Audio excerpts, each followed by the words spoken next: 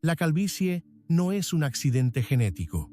Es la factura biológica que paga el cuerpo cuando dilapidas tu energía seminal.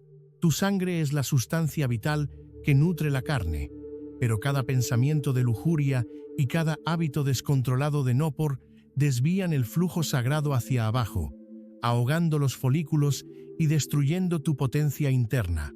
Cuando aprendes la verdadera castidad mental y conservas tu fluido vital, la fuerza creadora deja de desperdiciarse y se transmuta en salud, magnetismo y regeneración real.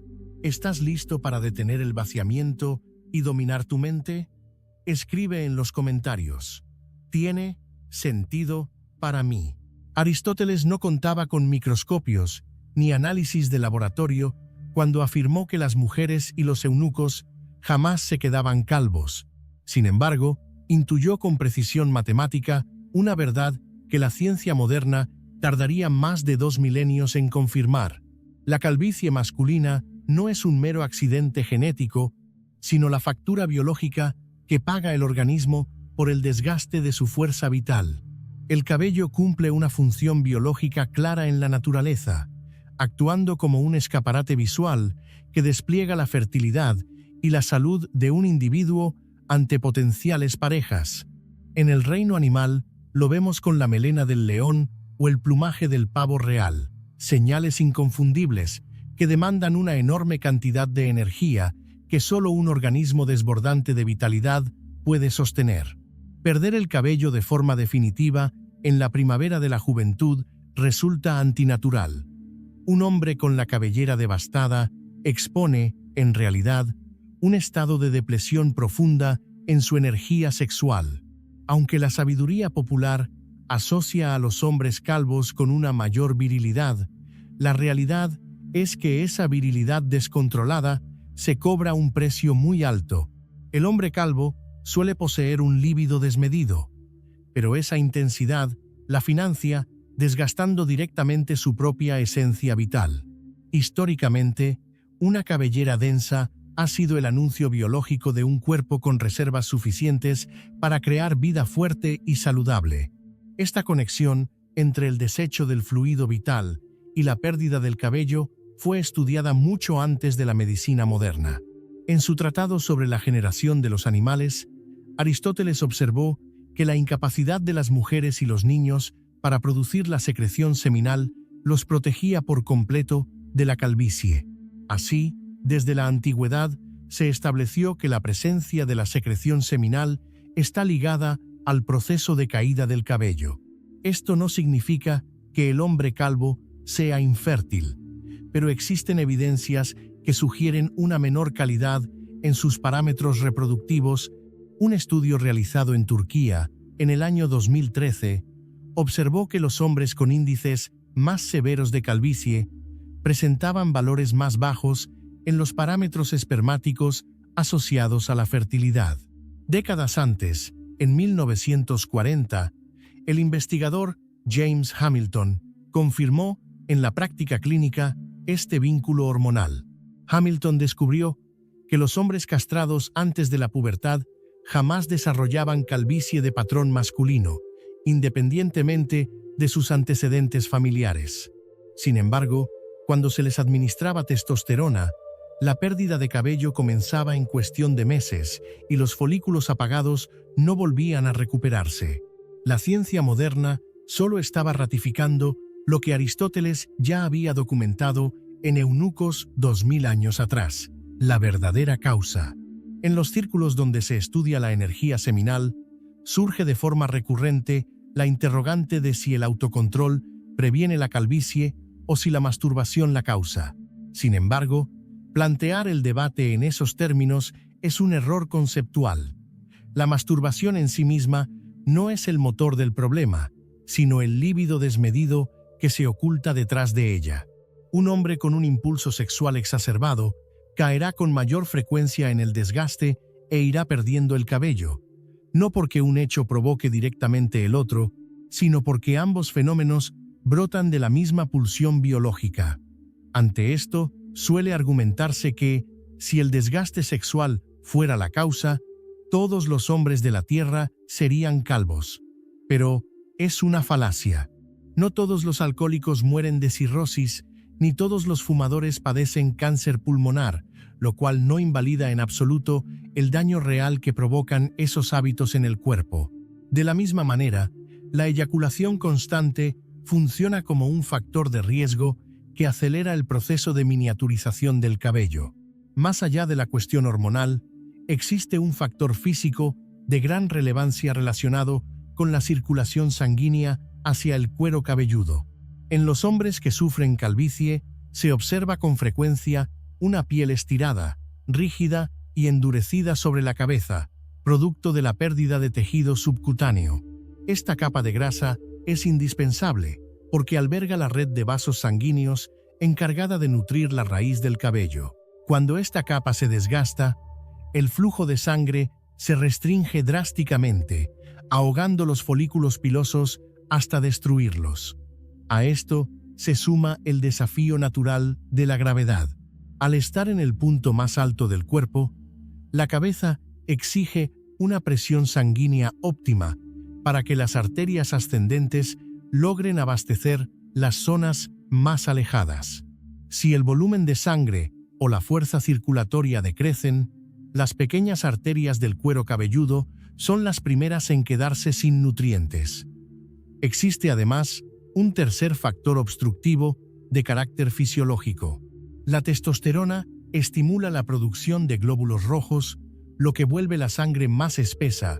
Una elevación constante de testosterona por hiperactividad sexual puede densificar el torrente sanguíneo, dificultando su paso por los diminutos vasos de la cabeza, exactamente igual a lo que ocurre en pacientes sometidos a terapias hormonales de reemplazo. Curiosamente, los fármacos anticoagulantes han mostrado en ocasiones el efecto contrario, favoreciendo la recuperación capilar. Grupos étnicos con niveles menores de testosterona circulante, como las poblaciones del este de Asia, registran índices de calvicie notablemente inferiores a los observados en Occidente. La sangre es vida. Aristóteles llegó a esta misma conclusión desde un razonamiento filosófico fascinante. Sostenía que el acto sexual consumía el calor natural del organismo, un elemento que consideraba vital para el crecimiento del cabello. Al ser el cerebro el órgano más frío, sentía primero esta pérdida de temperatura, afectando la piel que lo rodeaba y finalmente al cabello por ser la parte más alejada del centro térmico. Aunque no conocía el sistema circulatorio como lo entendemos hoy, estaba describiendo exactamente el mismo principio. Los recursos vitales del cuerpo no logran llegar a la cima de la cabeza. La concepción de que el desgaste sexual devora la carne y agota la estructura humana atraviesa múltiples culturas a lo largo de la historia. En el año 1760, el célebre médico suizo Samuel Augustus Tissot escribió que la pérdida de una sola onza de fluido seminal debilita al cuerpo más que la pérdida de 40 onzas de sangre. Esta misma idea se refleja en el antiguo proverbio chino que asegura que una gota de sustancia seminal equivale a 10 gotas de sangre. O en la medicina ayurvédica de la India, donde se enseña que la esencia seminal es el producto final de la digestión requeridora de 40 gotas de sangre para su formación. La ciencia moderna no establece una equivalencia directa, pero la anatomía confirma que la aorta envía sangre directamente a través de los cordones espermáticos para la creación de esta sustancia. La conexión es intrínseca. En la mitología griega, este fenómeno se personificó en la figura del sátiro, una criatura dominada por la lujuria que lucía fuerte en su aparato reproductivo, pero deforme y desgastada en el resto del cuerpo. Con un rostro feo y rasgos animalescos, el sátiro carecía por completo de la armonía de un hombre equilibrado. La calvicie era una de sus marcas más consistentes en el arte griego. El sátiro funcionaba como una advertencia visual del destino que le espera al hombre que entrega su fuerza vital al deseo descontrolado. El doctor Tissot describió también el deterioro físico de quienes caían en el exceso compulsivo del nopor y el autoestímulo, señalando cómo sus marcos corporales quedaban reducidos a esqueletos por culpa del consumismo biológico. En la actualidad, la medicina reconoce que los sujetos con hipergonadismo, es decir, una actividad gonadal excesiva, presentan como síntoma característico la calvicie temprana. La causa profunda de la calvicie es la interrupción de la nutrición en el cuero cabelludo. La Biblia, en el libro de Levítico, afirma que la vida de la carne está en la sangre. La calvicie es, en esencia, una señal visible de degeneración orgánica. Cuando un joven comienza a perder el cabello, se manifiesta un desequilibrio energético severo en su sistema. El cuerpo reduce el gasto en los órganos menos indispensables para sobrevivir, siendo el cabello el primero en ser sacrificado. El hombre funciona como una fábrica biológica de alta demanda. Forzar esa fábrica a una sobreproducción constante exige extraer recursos del núcleo mismo del organismo. Conservar la esencia. Los recursos requeridos por el sistema reproductivo son tan masivos que, cuando a los gatos machos se les retira dicho sistema, su esperanza de vida se incrementa en más de un 60%.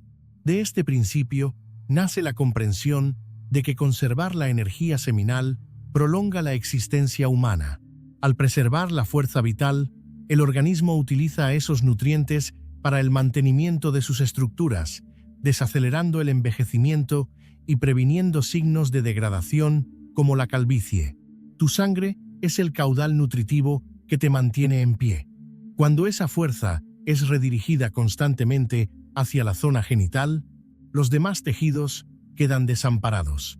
La gran arteria aorta desciende directamente desde el corazón hacia los testículos para transportar sangre. El cuerpo regula el flujo sanguíneo de los órganos internos sin que la mente consciente intervenga. Tú no decides cuánta sangre va a tu hígado o a tus pulmones. Sin embargo, la excitación sexual es la única excepción a esta regla. Un solo pensamiento es capaz de alterar la distribución automática del cuerpo y arrastrar litros de sangre hacia un solo punto. El cuero cabelludo, distante y vulnerable, pierde la irrigación que necesita debido a esta desviación provocada por la fantasía. Si las imágenes mentales de lascivia se detienen y el impulso es dominado, la sangre deja de ser enviada en exceso a los testículos y vuelve a nutrir las zonas vitales. Incluso los fármacos actuales para la caída del cabello suelen provocar, como efecto secundario, la disminución de la excitación, lo que reduce la presión circulatoria hacia los genitales. Aquellos que sostienen que la calvicie es un problema exclusivo de la hormona DHT no pueden explicar por qué los niveles de esta hormona bajan con la edad mientras la calvicie avanza. Lo que verdaderamente se deteriora con los años es la capa subcutánea y la circulación de la cabeza. Un caso clínico publicado en el British Medical Journal en 1986 ilustra este punto. Un hombre de 78 años, calvo desde hacía décadas, sufrió quemaduras accidentales en el cuero cabelludo. La quemadura obligó al cuerpo a enviar un flujo masivo de sangre a la zona para reparar el tejido, y 2 semanas después, el cabello volvió a crecer grueso en áreas totalmente inactivas. La lección es contundente. Al llevar sangre de vuelta al tejido, la vida reaparece. Pero estar en un estado de estimulación perpetua no solo arruina la cabellera, también destruye el corazón. La testosterona se sintetiza a partir del colesterol, y su elevación desmedida suprime el colesterol HDL, encargado de proteger las arterias. La calvicie no es un problema puramente estético, es la manifestación externa de un fallo circulatorio y sistémico. El rostro de un hombre expone con claridad sus hábitos de consumo y su nivel de disciplina interna, autocontrol real. Incluso, la relación entre el tamaño de los órganos reproductivos y la calvicie fue analizada en el pasado. Un órgano de mayor dimensión requiere una extracción superior de fluidos, y un consumo hormonal más elevado, predisponiendo al individuo a una pérdida acelerada de vitalidad. La antigua Grecia no consideraba los atributos genitales exorbitantes como un rasgo de virtud, sino como una marca de torpeza, falta de autocontrol y bestialidad propia de los sátiros.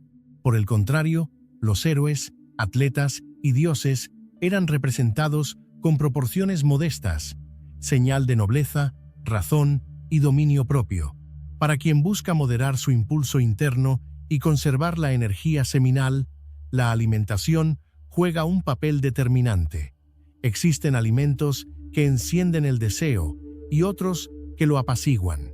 El consumo excesivo de comida y la carne roja se han considerado históricamente como detonantes de la pasión. Una dieta sencilla y natural, basada en vegetales, frutas, granos y frutos secos, ayuda a pacificar la mente y fortalecer el cuerpo. Comer con moderación no solo reduce la hiperactividad sexual, sino que extiende la longevidad.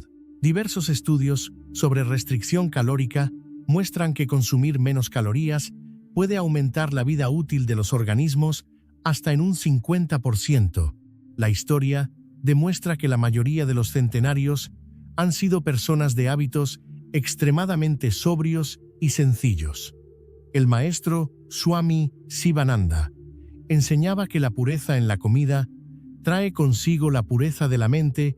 El alimento que ingerimos impacta directamente las células cerebrales y las emociones. Los alimentos de naturaleza sátvica, como cereales, frutas y legumbres, son ideales para mantener la serenidad. Dominar la lengua es el paso indispensable para dominar el deseo sexual. La lengua y los órganos reproductivos están íntimamente conectados en el sistema nervioso y energético. Si la lengua se irrita con alimentos altamente estimulantes, el centro reproductor se activa de inmediato. Para revertir la calvicie y recuperar el flujo vital, existen dos caminos: reducir la sobreactividad hormonal mediante la calma mental o dilatar los vasos sanguíneos para irrigar la piel. La retención de la sustancia seminal solo dará frutos si se practica con una mente limpia y no solo con un cuerpo casto. Abstenerse del acto físico mientras la mente habita en pensamientos de lujuria sigue desviando la sangre y desgastando el organismo. La verdadera castidad implica paz en el pensamiento. Cuando la fuerza creadora se conserva y se redirige con disciplina, se transforma en músculo, pensamiento superior, magnetismo, coraje y una salud inquebrantable. La calvicie y el agotamiento físico no son accidentes inevitables, sino el reflejo de un cuerpo que ha derivado su caudal vital hacia el exceso y la fantasía. Dominar el impulso sexual y cultivar una mente limpia es la única vía para restaurar la circulación, la salud y la fuerza que el organismo necesita para florecer. Comienza hoy a vigilar tus pensamientos, limpia tu alimentación y redirige tu potencia interna hacia la creación de una vida con propósito real. Si este mensaje tuvo sentido para ti, escribe en los comentarios: «Tiene sentido para mí». Te invito a suscribirte a la comunidad de Energía Seminal para no perderte las lecturas de fondo que compartimos cada semana. Toma el control de tu mente y conserva tu vitalidad.